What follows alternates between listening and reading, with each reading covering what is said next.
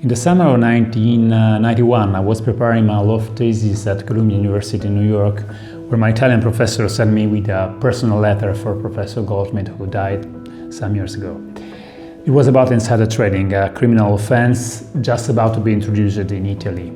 I returned to the United States several times in my professional path until the 2000, when I worked at Nixon Peabody in New York. But in those far 90s, a little story that circulated in the American legal reviews I was researching at the time deeply marked my idea of the lawyer I've been wanting to be, as well as the law firm which I wanted to work for. The story was that two people traveling on a air balloon lose their way, so they go down and ask a passerby, "Excuse me, sir, can you tell us where we are?"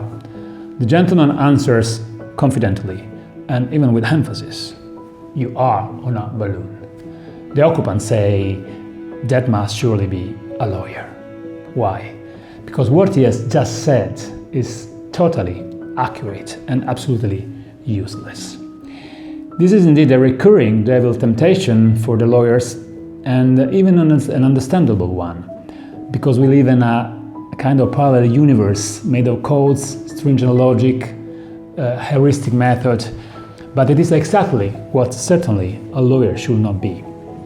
However, to avert the risk, you have to marry a humble auxiliary vision of your work, ancillary to the client's activities. In the dynamics of a free market economy, we are just one of the several factors of production.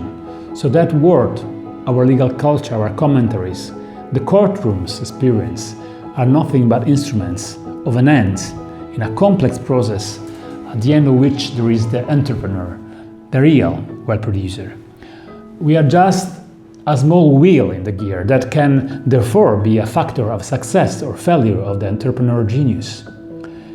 In other more simple words for a business person, the law firm I would have liked to work for should have had a clear goal to materially impact on that line of the balance of the company known as EBITDA, to affect the gross operating margin, which does not trivially mean winning a lawsuit or avoiding unexpected financial loss with appropriate risk management.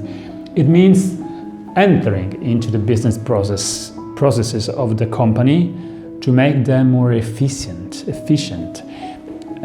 of course from the legal perspective.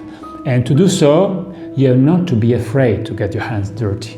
By knowing the company you work for, by understanding its business models in order to set shared goals, have common targets, and even common ambitions. That's why we prefer talking about partners more than clients. That's why we have founded Lexint. That's why we think to be a bit different.